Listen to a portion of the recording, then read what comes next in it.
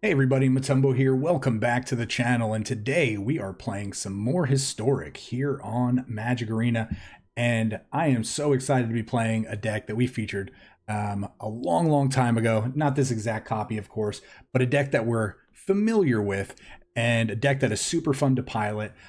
So I do want to say thank you so much, Mr. Thule, for submitting this deck. We're just going to start it right off with a big thank you to you for submitting this deck. This is a deck that I love playing. It's a really cool combo deck. It's been featured a ton on all kinds of different channels. We were by no means the first to do this, but again, it is a deck we are familiar with playing, and a deck that is really powerful, especially because it kind of gets left on the back burner sometimes and people forget about it. So real quick though, again, we're playing this because of Decktember. And if you're not familiar with what Decktember is a celebration and a thank you from me to you, to all of my viewers, everybody who loves the channel. Basically, we are playing only viewer submitted decks this month. And again, it's a way to say thank you for helping to grow the channel. And we're going to play some games with this, and then we are going to revise it and then play some more games with it. And we're just going to see how the deck does overall in both aspects, pre and post revised. So if you want to be considered for a Decktember video, please join the Discord, head down to the Decktember channel, and check out the pin post for the templating so you can just submit your deck and you can be considered for one of our Decktober decks. So with that being said, though, real quick before we hop into this deck that was submitted by, again, Mr. Thule, just please like, comment, and subscribe. Do all those things. Check out all the cool links down below. So let's hop into what Mr. Thule is calling Craterhoof. So yes, this deck is going to accidentally our opponents by cheating a Craterhoof Behemoth into play. So in order to do that, we have a couple of different ways. We have, oh, and real quick, if you're not familiar with Craterhoof Behemoth, he is quite the beast, literally. He's an 8-mana 5/5 with haste, and when he comes into play, all of your creatures are going to get +X until end of turn, where X is the number of creature you control. Oh, and they also gain trample, by the way. Really important to know that. But yeah, typically 8 mana is hard to get to, but we can cheat him into way, like I said, with multiple ways. In Mr. Thule's deck, we have 3 copies of Luca, Coppercoat Outcast. Not really concerned about the top and bottom abilities. We're just concerned with the middle ability, the -2. Exile target creature you control, then reveal cards from the top of your library until you reveal a creature card with higher converted mana cost. Put that card onto the battlefield and the rest on the bottom of your library. And then we have Transmogrify, 4-mana sorcery, exile target creature. That creature's controller reveals cards from the top of their library until they reveal a creature card, and that player puts that card onto the battlefield and shuffles the rest into their library. But how are we cheating? How are we cheating this Craterhoof Behemoth into play with these 2 cards? Why wouldn't we just hit another creature? Well, we're not playing any other creatures. We're playing token generators. That way, if we actually get a token creature in play, when we're activating Luca or casting Transmogrify, we're killing one of our tokens, yes, but we're guaranteed to hit Craterhoof Behemoth because there are only 2 Craterhoof Behemoths in the deck, and that is the only thing that we could potentially hit with these. So let's see what this deck consists of in regards to token generators. We have 4 copies of Legion's Landing. This is a great 1 mana, makes a 1/1 token with lifelink when it comes into play. Whenever you attack with 3 or more creatures, you actually get to transform this into a land. It is a legendary land, but it is a land that makes tokens for 3 mana. Really powerful card. This card was great when it was back in Standard. It's still great now in Historic. So we also have 4 copies of Raise the Alarm. I don't know why when I imported it kind of split them up, but we have 4 copies of Raise the Alarm, a 2-mana instant, create 2 1/1 white soldier creatures. We have 1 copy of Servo Exhibition, create 2 colorless 1/1 Servo artifact tokens, 4 copies of Forbidden Friendship, create a 1/1 red dinosaur creature with haste, and a 1/1 white human soldier creature. So again, tons of ways to make creatures. And we also have a couple copies of Sapperling Migration. This is a 2-mana 1/1, sorry, not a 2-mana 1/1. This is a 2-mana that spell that creates 2 1/1 green Sapperling tokens. So right off the bat, we have 10 2 mana spells that each create 2 tokens. Now into the 3-drop spot, we have 1 copy of Timely Reinforcements. I'm assuming this is in here because of the aggro that Mr. Thule probably faces. In his write-up, he actually talked about how he went 7-0 in one of the historic events with this deck. So, you know, this is good against, again, burn, goblins. If you have less life than an opponent, you gain 6 life. And if you have fewer creatures than an opponent, you get to create 3 1/1 soldier creatures. So really good, again, on turn 3, because we can turn 1 Legion's Landing, turn 2 one of these things, turn 3 potentially Timely Reinforcements. I doubt that we're going to have less creatures than our opponent at that point, but it is worth mentioning that it is possible. A couple copies of Glorious Anthem to make all of our creatures +1/+1. I think that's great. A couple copies of Chance for Glory. This card looks spicy in this deck. Creatures you control gain indestructible, and then you get to take an extra turn after this one. At the beginning of that turn's end step, you lose the game. So we'll get an extra turn with a bunch of creature tokens potentially, or maybe just one of our finishers, our combo pieces to get our Craterhoof Behemoth in play. Pretty spicy. 1 copy of March of the Multitudes. March of the Multitudes looks pretty spicy in this too. We're going to be generating so many tokens, and then maybe at the end of our opponent's turn, we just tap all of those tokens to essentially double the amount of creatures we have in play. And then we just have a bunch of 1/1s, and then maybe they're all 2/2s with Glorious Anthem in play. 2 copies of Elspeth. Elspeth's great for multiple reasons. We get to -2 to create 2 1/1s. We get to -1 to give 2 of our creatures +2/+1. And then if we need to, we can -3 to gain 5 life. And on top of all of that, Elspeth has Escape for 6 mana, so we can bring her back multiple times if we need to. 2 copies of Shram's Expertise. This is a cool card. We've played with this in the past. This is a 4 mana spell. We get to create 3 1/1s, and then on top of that, we get to cast a 3 mana spell from our hand for free. So I can't even imagine the possibilities here. We could Shram's Expertise into Glorious Anthem. So for 4 mana, we have 3 2/2s. So that's 6 mana worth of power, or 6 power worth of creatures for 4 mana. Sorry, I'm getting tongue tied here. And then we could also Shram's Expertise on turn 4 into Chance for Glory. And then the following turn, we could potentially play our 5th land and then play Luca. So that looks actually really good. I'm going to enjoy possibly trying to do this. We've already covered Transmogrify, and then looks like we have 1 copy of Heroic Reinforcements. Create 2 1/1 white soldier creature tokens, and then until end of turn, all your creatures get +1/+1 and gain haste. That's pretty sick. I love Heroic Reinforcements. This is a really powerful card.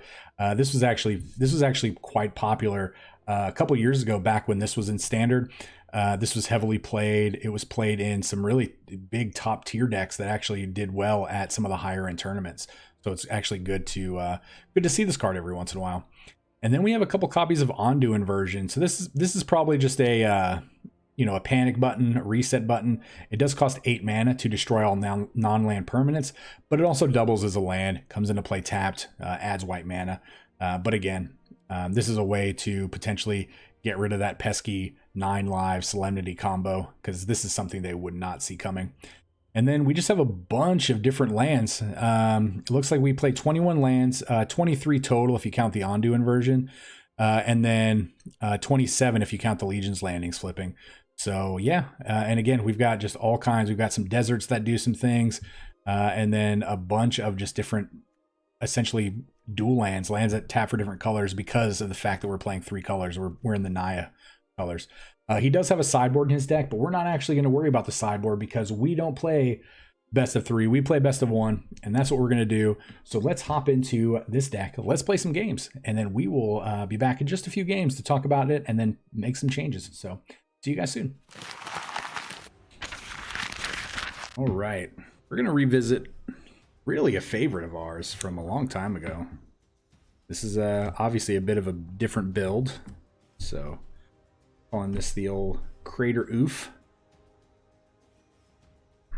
Not an official Hydrate, by the way. Just wanted to take a sip of that water. Tony Daggerfall, welcome to Arena. Opponent goes first.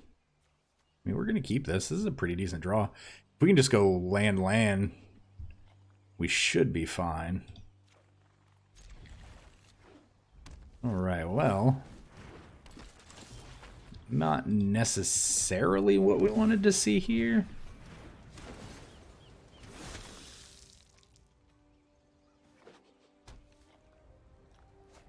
Alright, Pillar of Flame. They're just getting the party started.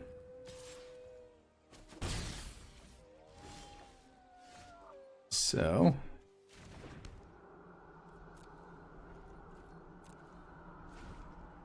I think if they do attack, we will block.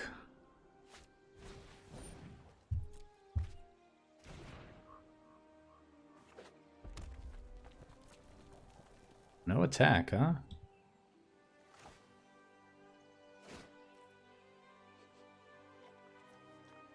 Yep, we're gonna...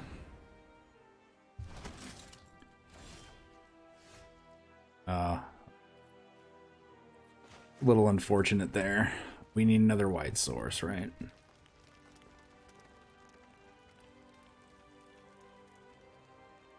Let's get in.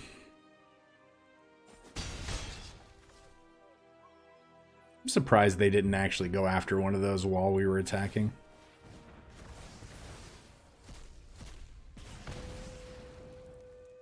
And a shock. Alright, well. Good news is all of the burn is going towards our little 1/1s. But this is going to be a hard deck to win against, I think.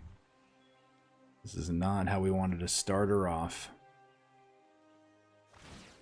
Alright, here comes a light up the stage. Could have just attacked. But obviously they didn't want to get got by a... Oh, interesting. That was a good hit there. Elspeth into a couple tokens. So Elspeth is now a target for the Wizard's Lightning. Have to assume, right? Really? Really? Hmm. How much damage can you deal to us turn?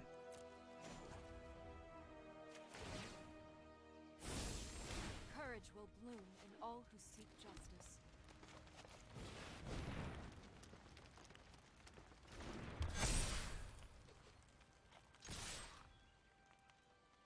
Alright, well, we're going to tie the game up here. Oh, so you were just going face here.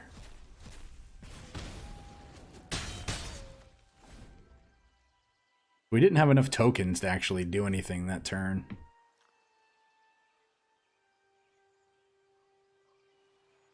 Pillar Flame, so we're at 8.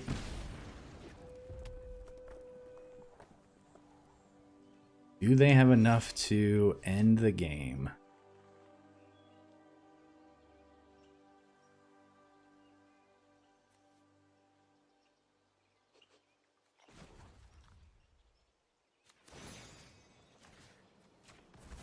All right, let's see if they choose to go after. Really?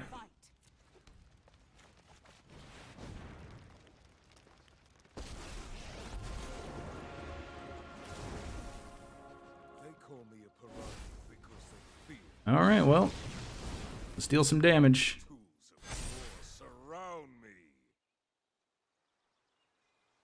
Do you have enough? Yeah, I didn't think you did.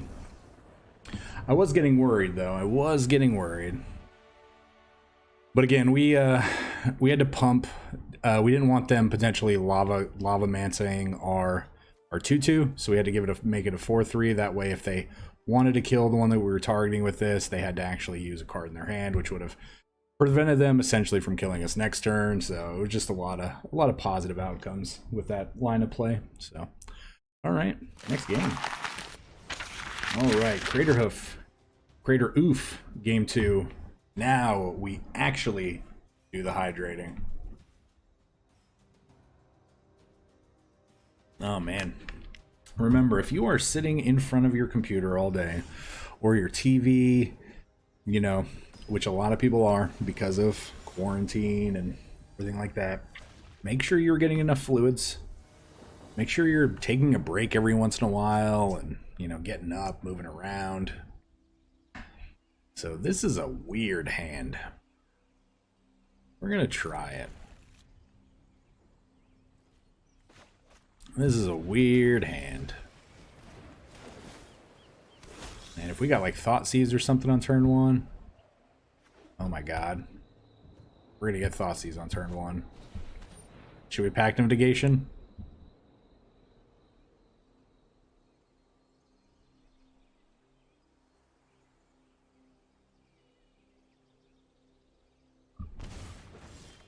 Alright, well, this is actually a pretty good draw. Alright, we're going to just do this now in case they draw a counterspell.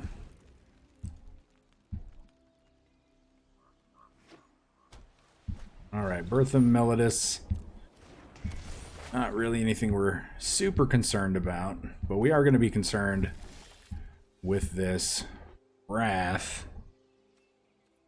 So if we attack for 6 here, so let's say we attack for 6, they go to 11, they go up to 3 mana. Instead, we attack for 3, they go to 14, and then next turn we can attack for 10.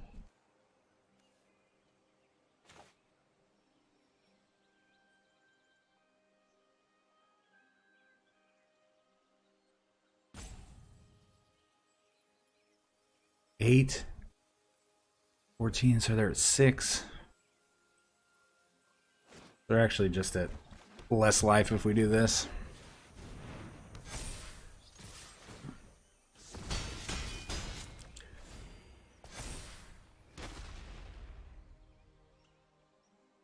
Now they're 1 mana away from target player sacrifices a creature. Is it you? Are you going to sacrifice a creature? Because that would be amazing.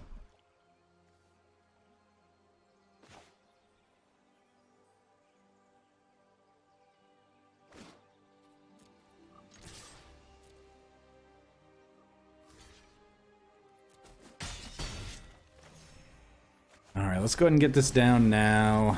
And we'll go ahead and make a couple of tokens. We're going to meet up with this this Wrath of God, I'm sure. Wrath, Shatter, Kaya's Wrath. Oh. Alright, well, looks like we are sacrificing another creature.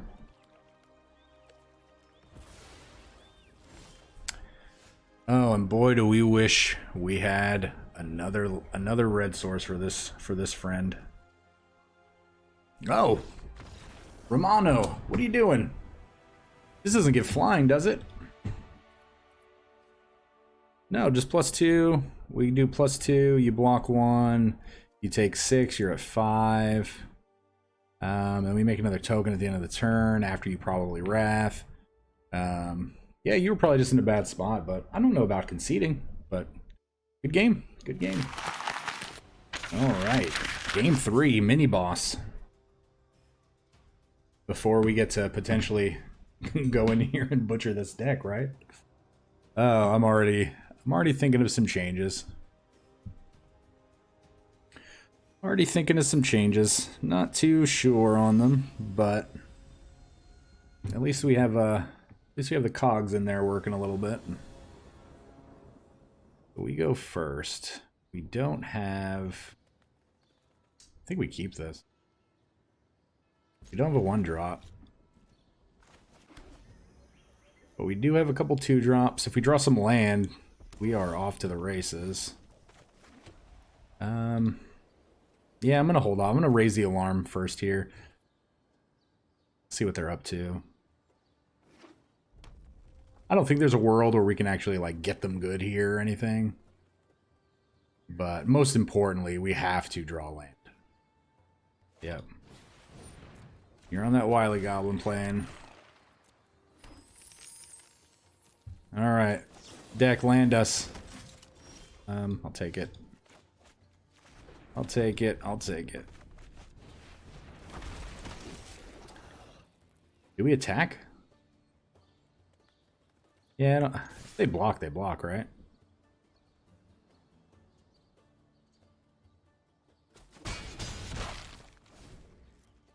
So maybe they play a Goblin Chieftain and get in for 4.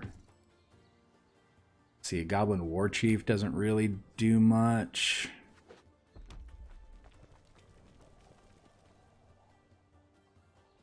But if we draw an untapped land, we get to transmogrify. Transmogrify, one of them becomes a 8/8, and then the other ones become 5/5s. So again, so we just draw land. You are not a land.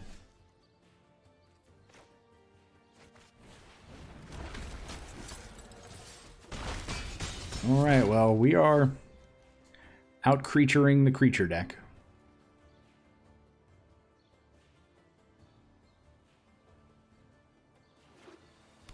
Maybe they cycle... Do they still play the Incinerators? They cycle an Incinerator. Snoop's a good draw. War Chief's pretty good. They can sack the token. Again, we are relying on 3, 6, 10. No blocks. Give us an untapped land deck. That's like an untapped land. 1, 2, 3.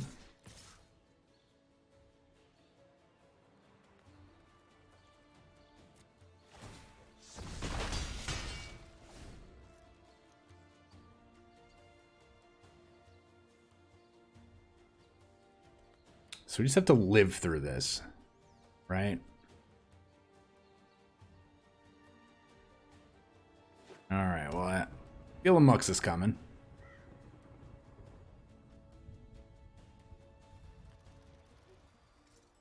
Feel a Mux is coming. So I feel like what we need to dodge is... Oh, really? Okay. War Chief into War Chief. Okay. I think we're fine here, right? So, block, block, block, and block. Go to 2.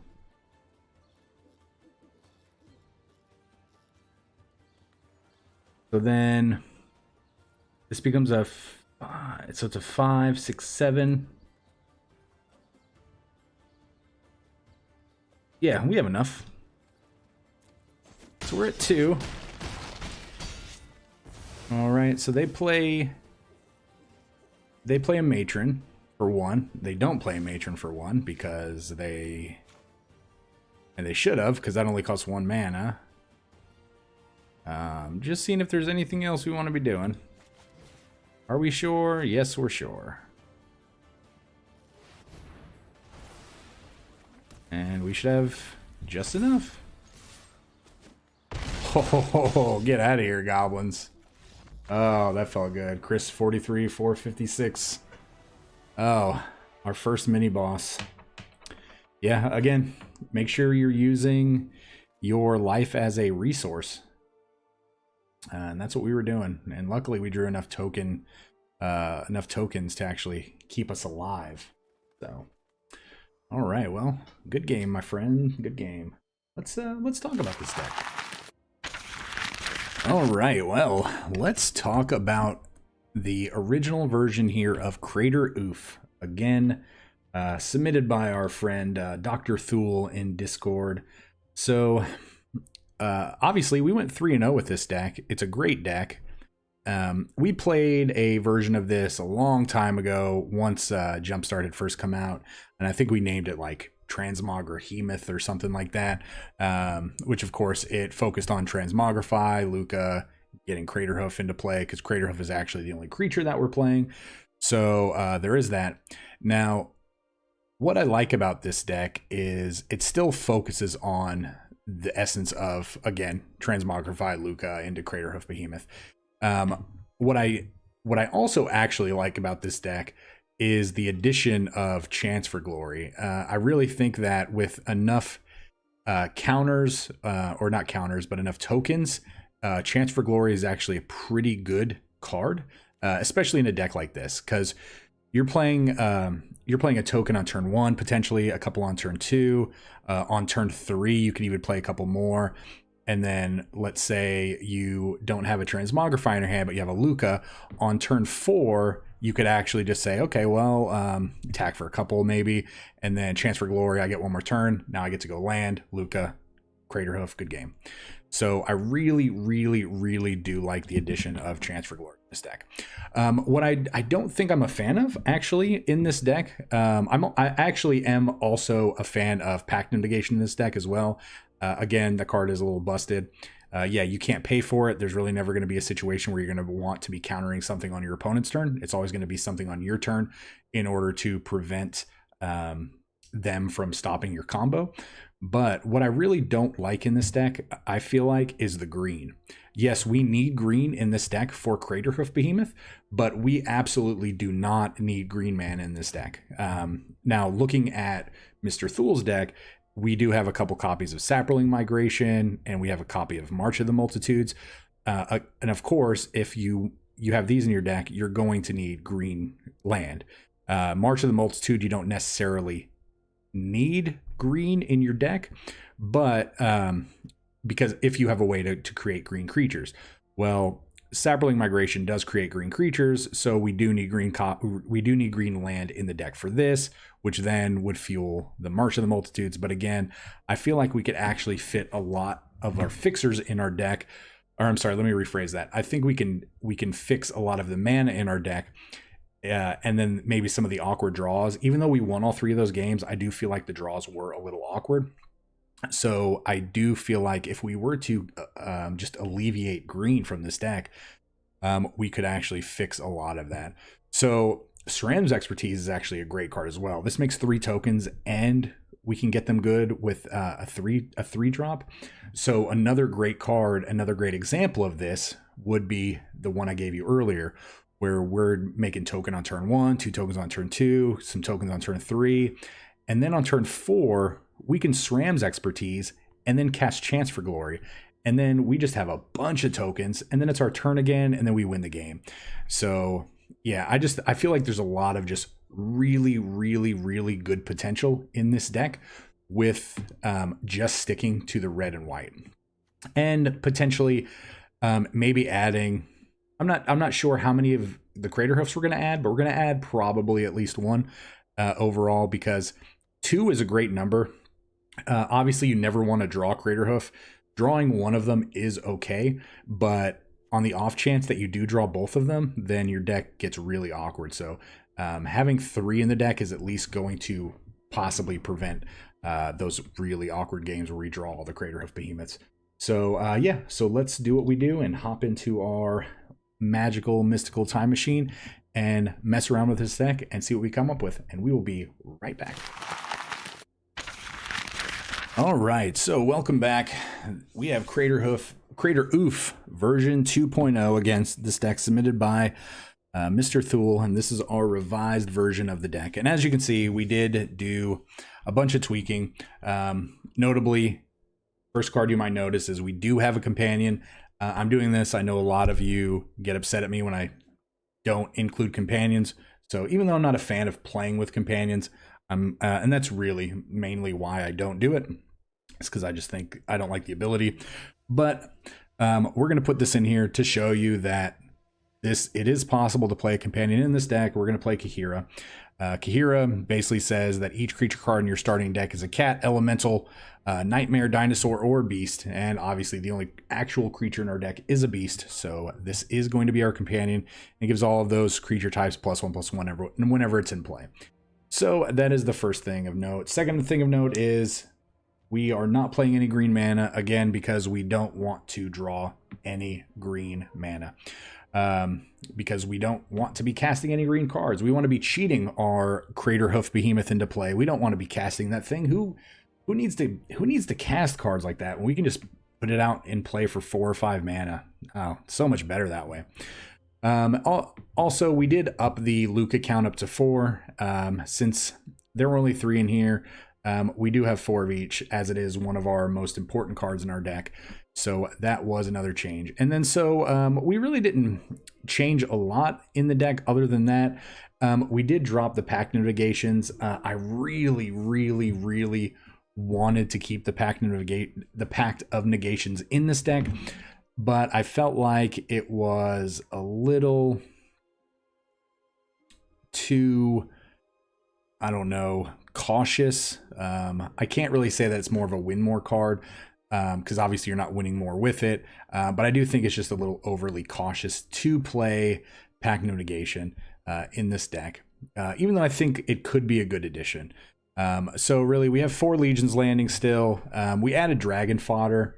Dragon Fodder, again, is just a great 2 mana, 2 token generator. It is sorcery speed, so obviously Raise the Alarm is going to be a little bit better. The other version we were playing had 1 Servo Exhibition in it. Don't really understand that, but I mean, again, it could just be trying out different spells and whatnot. I did actually like the Glorious Anthems in this deck, so I decided to keep them. Again, I told you guys how I felt about Chance for Glory. I do think Chance for Glory is a really cool way to potentially just take advantage of maybe our opponent tapping out, or maybe thinking that they're going to get us on the following turn, but when in reality we just say, oh, whoops, we win. So these are just great additional win conditions in our deck that our opponent may not expect. Elspeth is still a great card in this deck.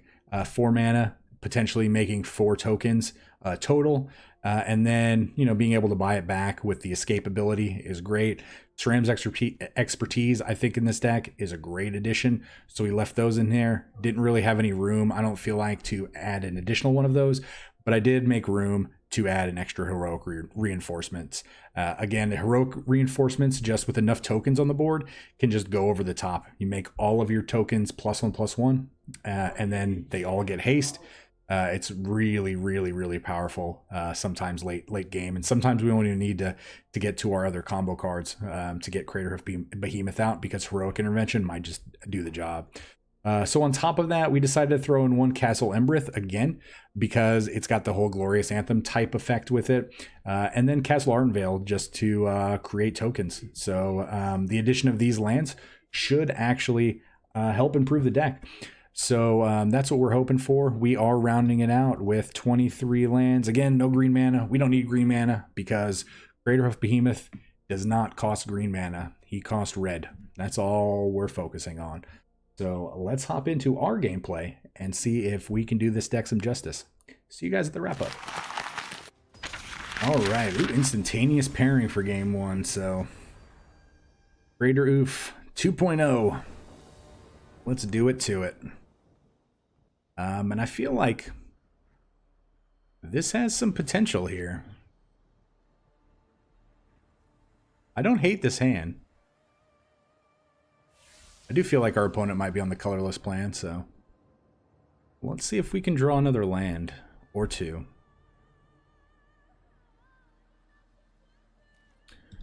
All right, let's get out Legion's Landing. Next turn we get to Dragon Fodder. Okay. Sure. Do it to it. Do it to it.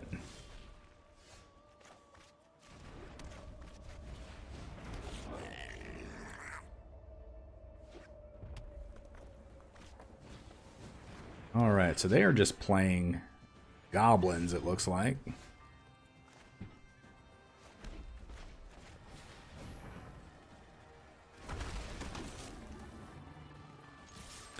I don't think that they're going to block.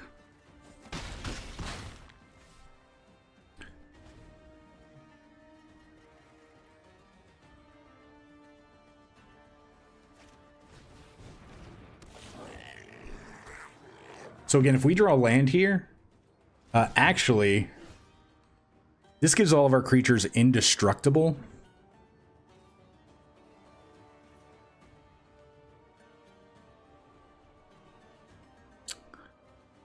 So they would, yeah, we're just gonna go for it, right? And they are not going to All right. Let's take another turn.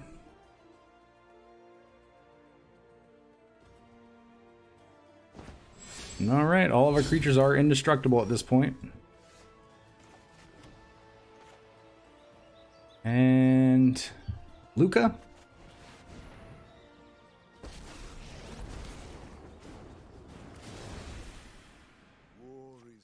Let's win with our non-humans. All right, here comes 24 damage.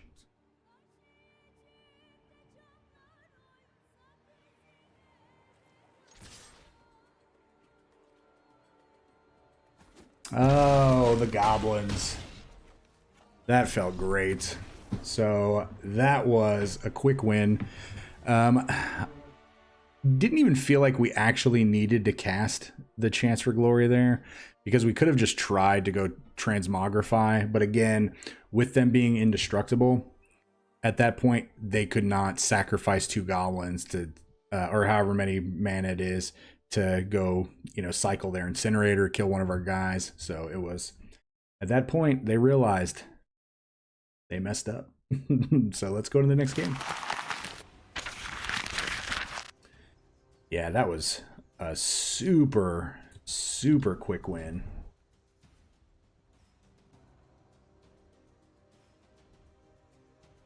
Oh, we stayed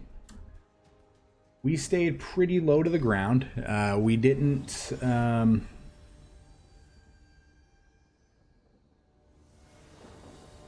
really, I mean, we didn't overextend at all. This draw has potential. So obviously we need another plains or another white source for this to be good. Oh, right on time. Right on time. So all right, so we get to attack with these 2 and the one from the Forbidden Friendship, and we're hopefully going to play the Legion's Landing next turn. No, this is quite the unfortunate series of events. Well, Craterhoof is a dead card. Craterhoof is a dead card.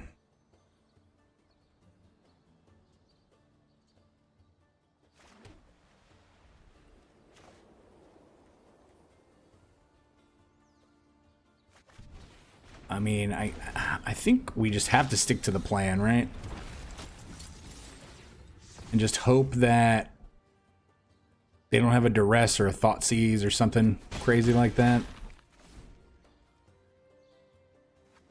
If they just have another Fenlurker, that's fine, because we get rid of a mountain.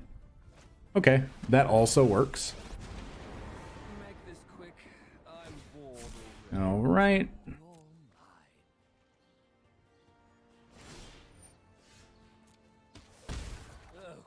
Oh, this heroic reinforcements is really good. So obviously, Glorious Anthem is better.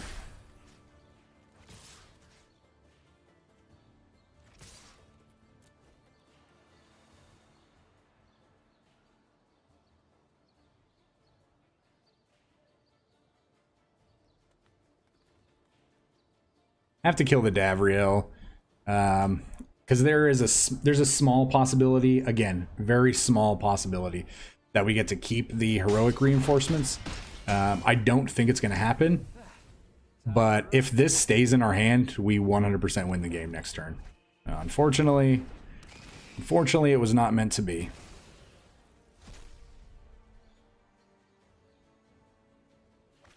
All right, well, they are on the chump block plan, it looks like. And we are on the top deck plan, it looks like. Oh, Ronim. I am so sorry about that, my friend. We just drew cards in the right order, I feel like.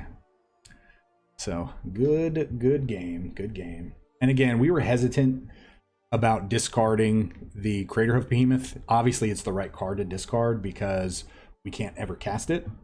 But we didn't necessarily want to show it off that early, but sometimes you just have to. Just go for it. Ignore what they're doing. So, alright, next game.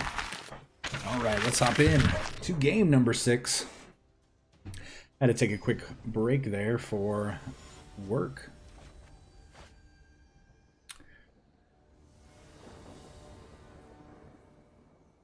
Interesting, interesting, interesting. So, what if we were to draw a plane or an untapped white source? It does have a bit of a weird curve. Turn 2, turn 3. Turn 3, 2 3 3 or 2 2/2s is not the worst. Then we have the potential to. All right, well, we'll just start her off. Well, hello. Hello, Renath. Oh. The old let's get all the land into play deck.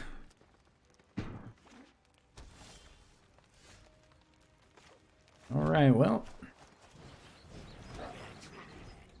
We made some goblins. You know what we're going to do next turn? Probably make some more goblins. Thanks. You're probably going to play an Uro, right?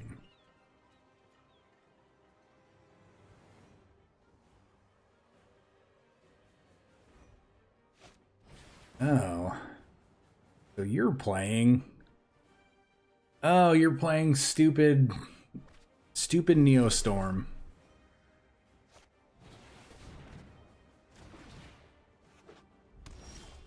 Stupid Neostorm.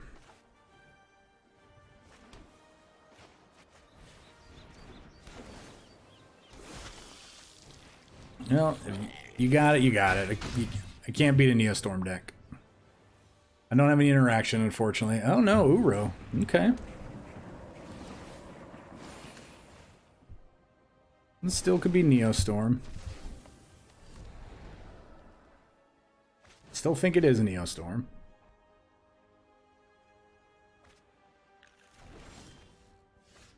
So we'll play this.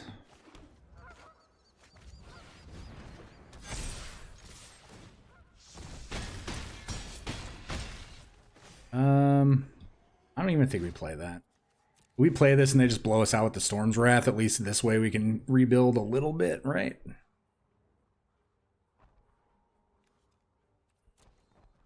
They don't have enough to get back Uro yet.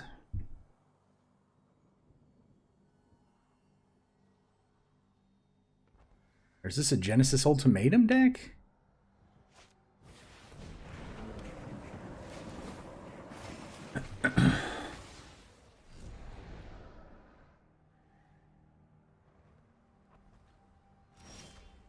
Oh.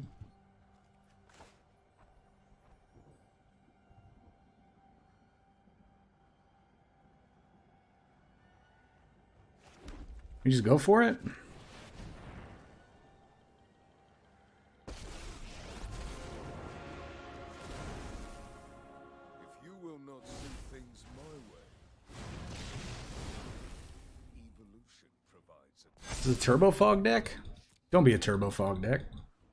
It's not a Turbo Fog deck. Hooray. I don't know what it was. It was probably a Genesis Ultimatum deck, which kind of just probably stumbled on land number 7. I guess it wasn't Neostorm. Usually whenever you see Shimmer of Possibility, they're playing Neostorm. But I guess I was wrong. So, alright. Final boss time. Final boss. Alright, final boss time. Who is it going to be? Who is it going to be? Alright. Adding Yawn. Know how to say your name properly. I apologize if I butchered it.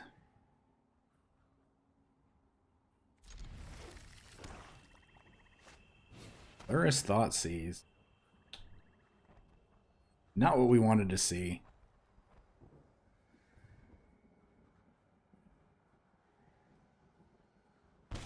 All right, well, take one, we draw one. Take one, we draw one. I mean, why wouldn't you have... Why would you not have...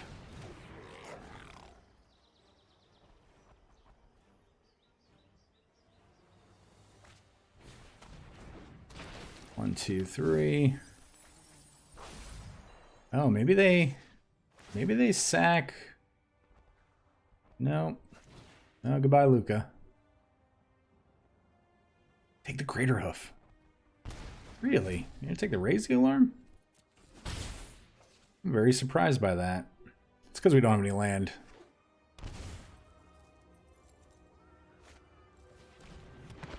Interesting. We still don't have any land. No attacks.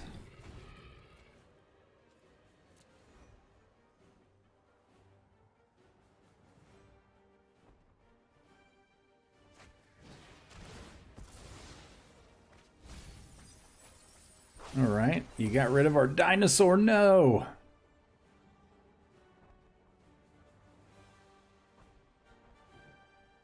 They get to Spark Harvest. They get to Ritual for Village Rites.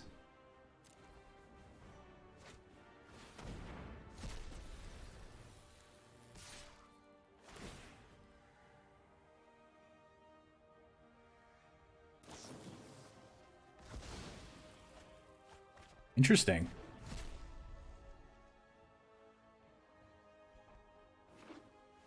The old let's not take any damage draw. Or the old let's not deal any damage play. We just need to draw land. That's what our deck needs to do. Deck, draw land.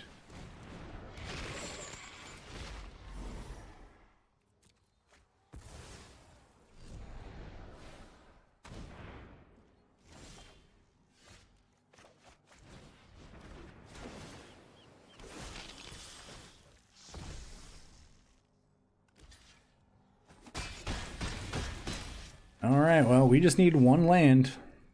They don't know we have this Transmogrify. They know about Luca. So if they were to cast Croxa, we discard Elspeth. Right? How many cards they got? They got 8.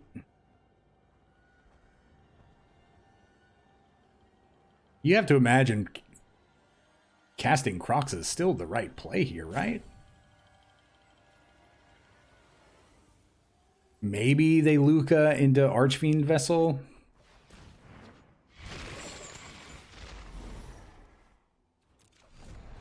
Okay. So they're just going to double Croxa.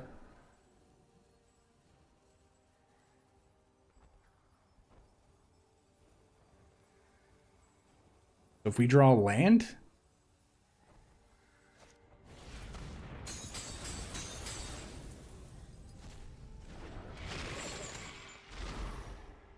All right, deck, one time. One time.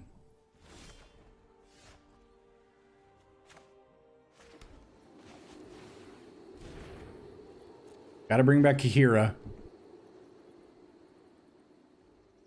Because it does allow us to discard to Croxa. Oh, that Castle Embreth.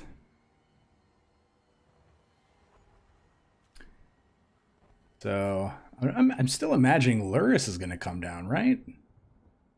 Spark Harvest is a sorcery. They could do that.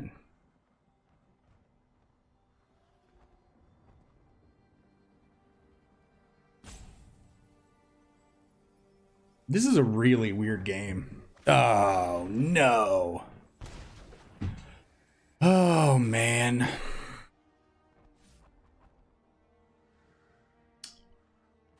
Yep. No blocks.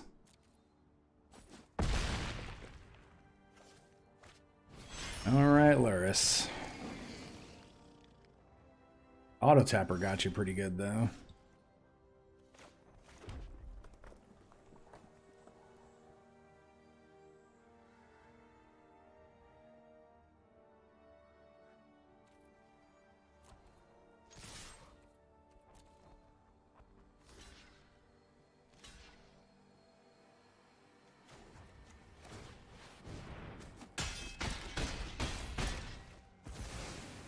Yeah, I mean, we had to do that. We just had to do that. God, how did they draw that last Thoughtseize or that third Thoughtseize? Oh, that's only the second Thoughtseize. And must be nice. They attack. Oof. That's pretty devastating.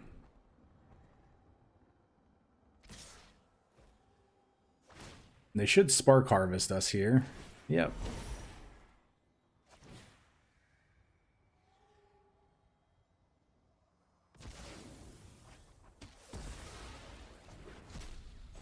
We're at 6.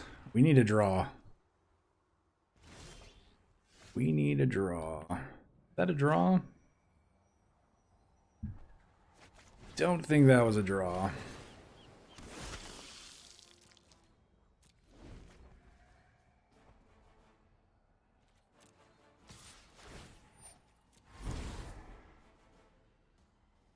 All right, we're blocking.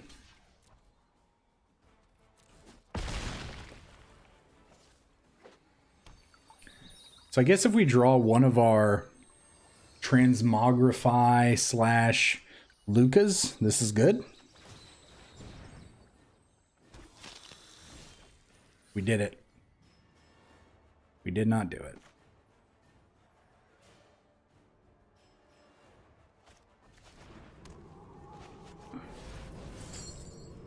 Or...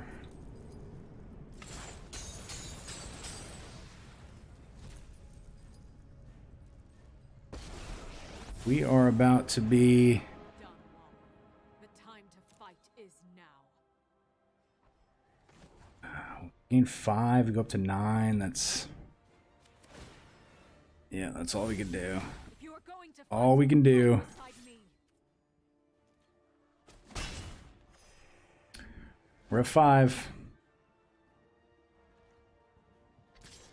We're at 2.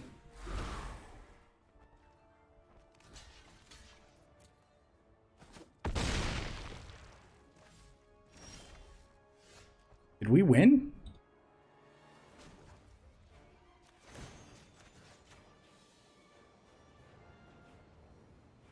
The heart of a hero beats within your breast.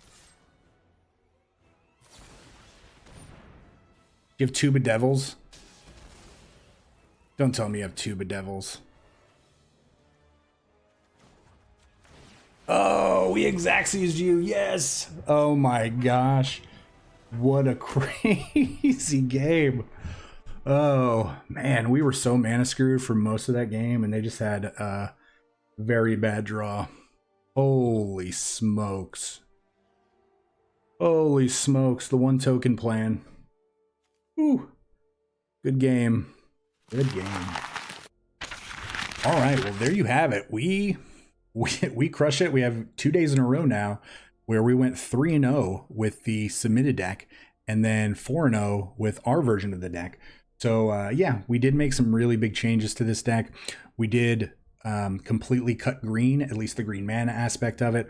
We're not really relying on drawing green mana at all. We want this deck to be as simplified as possible. This deck can kill very quickly. It can put out a lot of power really quickly, especially if you can, turn 4, cast Transmogrify onto one of your tokens and just kill somebody that way. Again, super, super powerful in that regard.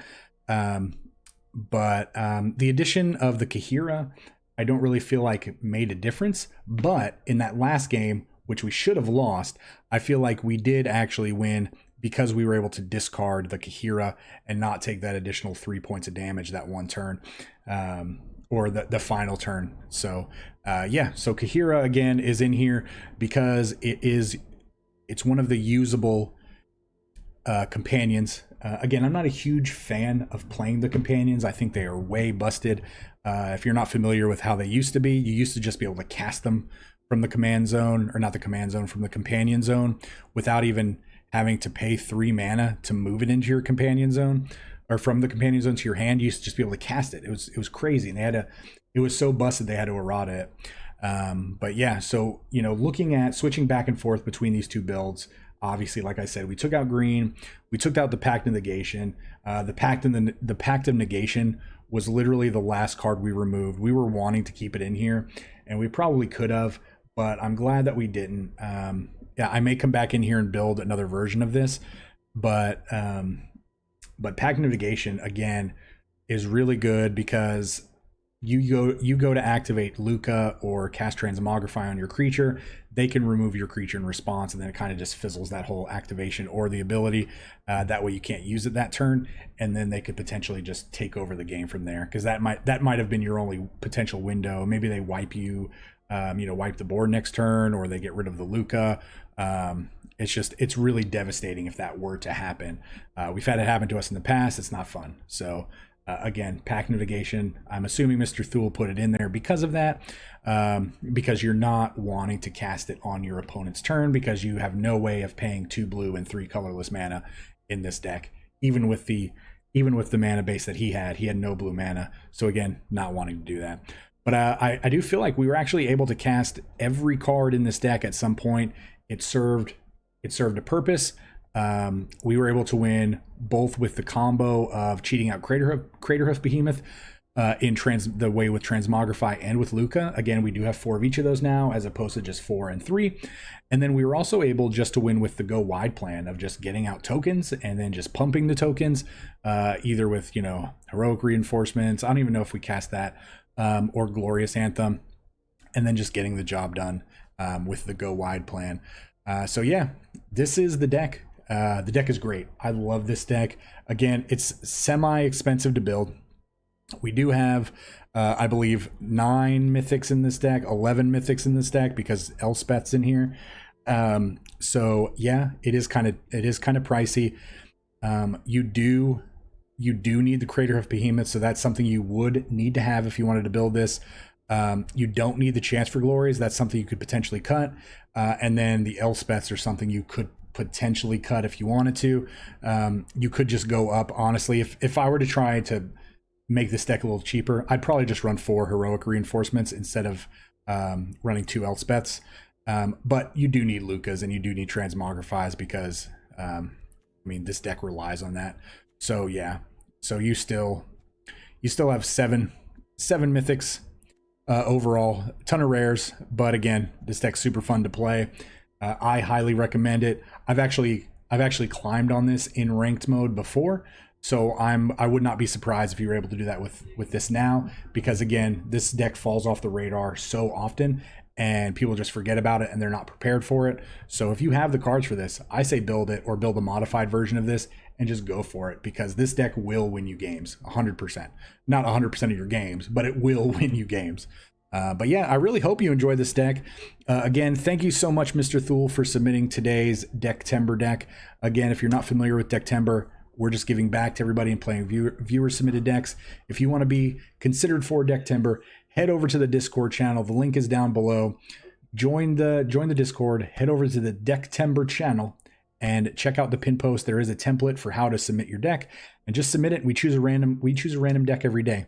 So we are doing it and we are loving it, and I hope you guys are too. So with that being said, please everybody, please stay safe, and we will see you next time. Remember, this channel would not exist without such amazing viewers and subscribers.